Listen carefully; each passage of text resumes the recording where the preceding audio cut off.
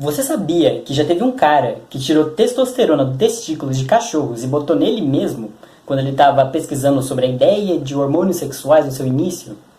Estranho? Pois é, esse cara era um médico do século XIX.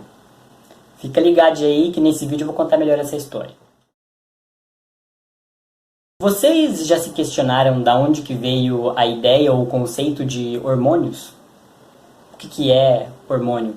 Qual é a função dele no nosso corpo, né?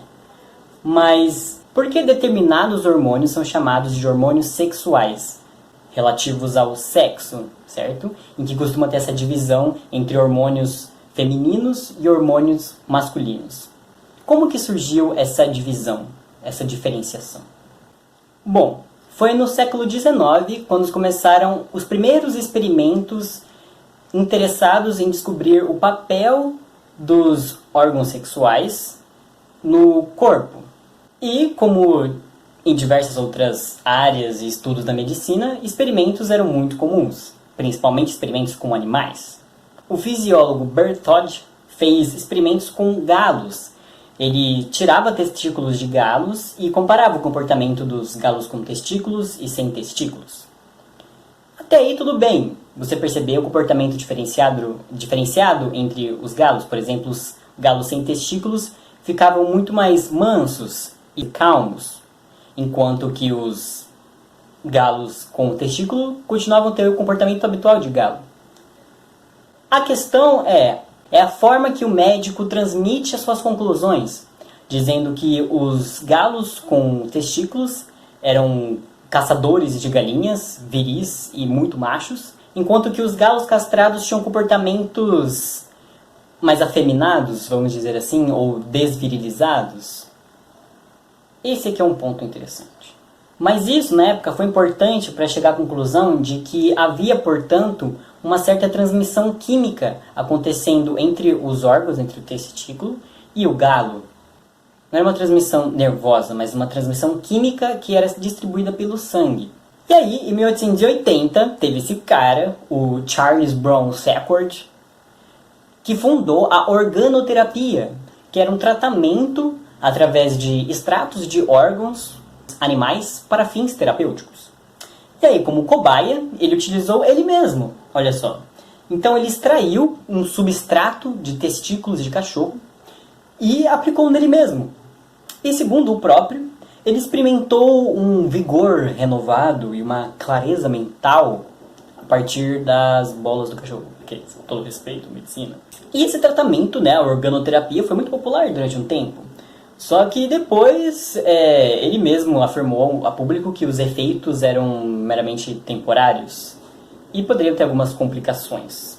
Porém, também foi importante para entender a ideia dos hormônios como mensageiros químicos transmitidos pelo sangue, uma transmissão de informação através da corrente sanguínea que afetava outros órgãos.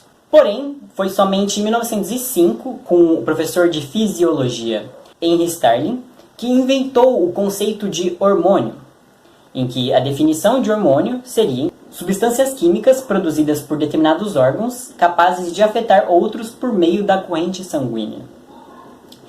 Inclusive, em 1905, foi na mesma época que o Freud lançou seus polêmicos ensaios sobre a teoria da sexualidade, e que foi importante para pensar a sexualidade e o comportamento sexual e toda a sua complexidade para além do sexo e da reprodução. Pensar sobre desejos, atração. Então, desde essa época, se predominou a ideia de que esses mensageiros químicos, essas substâncias químicas produzidas pelos sexos, né, pelos órgãos sexuais, seriam exclusivos de cada sexo. Ou seja, a testosterona, produzida no testículo, seria uma substância virilizante e exclusiva do sexo masculino, dos homens. Enquanto que o hormônio feminino, produzido no ovário, seria exclusivo das mulheres, das fêmeas, e importantes no seu desenvolvimento sexual. Daí que veio a ideia e a associação de hormônio sexual. Contudo, entretanto, todavia, depois de 1920, houveram mais experimentos com animais confirmando a presença da testosterona em ambos os sexos, em ambos corpos.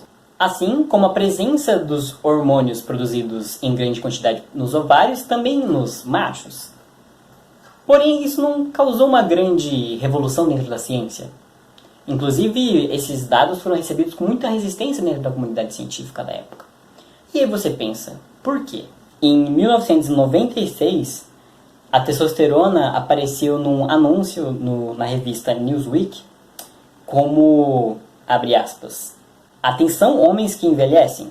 A testosterona e outros tratamentos hormonais oferecem novas esperanças de manter-se jovem, atrativo e forte. Ao mesmo tempo que haviam diversas empresas da indústria farmacêutica que também ofereciam uma cura para a menopausa, que era tida como uma doença da desfeminização da mulher, que afetava as mulheres. E aí a cura para a menopausa seriam também a progesterona e o estrogênio. Inclusive, o estrogênio e a progesterona são os medicamentos mais utilizados na história da medicina. Eram utilizados para diversos tratamentos de diversas disfunções das mulheres. E aí você pensa, durante a história, quais eram as disfunções das mulheres consideradas normais ou anormais naquela época e hoje? Agora, sabendo um pouquinho da história dos hormônios sexuais, que surgiu com essa ideia, né, relacionada ao sexo, ao órgão sexual, mesmo depois sendo descoberto que nenhum hormônio é exclusivo de cada sexo, vamos dizer assim, todos os corpos possuem ambos hormônios em diversas quantidades e níveis. Segundo, não é apenas os órgãos sexuais que produzem hormônios. Hormônios são produzidos na hipófise, nas glândulas adrenais, na tireoide e outros órgãos. Isso que eu nem sou de medicina. Dá um Google aí sobre o sistema endócrino e você vai ver isso. Então, por que a gente ainda insiste em denominar como hormônio feminino e hormônio masculino? Tem essa falsa ideia no senso comum de que apenas pessoas trans que aplicam hormônios ou fazem uso de hormônios. Só que quando a gente vê a própria história da invenção da ideia de hormônios sexuais, foram pensadas através de corpos cisgêneros e necessidades cisgêneras. Inclusive, numa lógica de recuperar um vigor ou recuperar a feminilidade perdida pela menopausa, ou numa tentativa de tomar testosterona para ficar mais macho ou mais homem, ou no caso das mulheres ficar mais feminina. Inclusive, se nós, pessoas trans, temos acesso aos hormônios em farmácias, é porque há necessidades de corpos cisgêneros. E a gente percebe isso quando a gente lê a bula, que é óbvio que não está escrita pensando nos nossos corpos, certo? Então, quando eu pego a bula da testosterona, uma das informações, inclusive, está que este medicamento não deve ser administrado por mulheres. E aí você percebe que dentro dessa categoria e entendimento de homens e mulheres, é a naturalização novamente de corpos cisgêneros, que não é pensada na nossa inclusão, na nossa saúde, no nosso corpo. E é importante dizer também que quando nós, pessoas trans, recorremos aos hormônios, é importante entender também o papel que essas substâncias desempenham no nosso corpo, nos nossos órgãos. Os hormônios ditos sexuais, como a testosterona, a progesterona e o estrogênio, não têm um papel exclusivo na função sexual ou na reprodução ou em efeitos externos no nosso corpo. Também são importantes para o funcionamento interno dos próprios órgãos. E é algo que há muita desinformação no meio desse campo.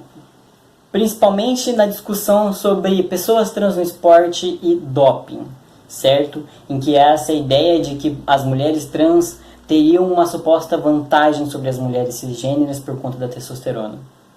Em que não há informação de que no caso das mulheres trans, a hormonização que é feita é com o bloqueador de testosterona e com o estrogênio e a progesterona. O bloqueador de testosterona, além de bloquear os efeitos externos da testosterona, como a redução de pelos no corpo, a redução de massa muscular, inclusive a redução da densidade óssea, em que há o risco, inclusive, de osteoporose, que é muito sério, também afeta o próprio funcionamento de diversos órgãos. Diferente do caso dos homens trans, em que apenas a aplicação da testosterona já bloqueia grande parte dos efeitos do estrogênio e da progesterona em nossos corpos. É muito importante dizer que é importante a gente ter o controle das nossas taxas hormonais, não apenas para fins externos, estéticos, fenotípicos, vamos colocar dessa forma, mas para a nossa própria saúde. Então é necessário a gente manter hormonais estáveis para o funcionamento adequado do nosso corpo e suas funções,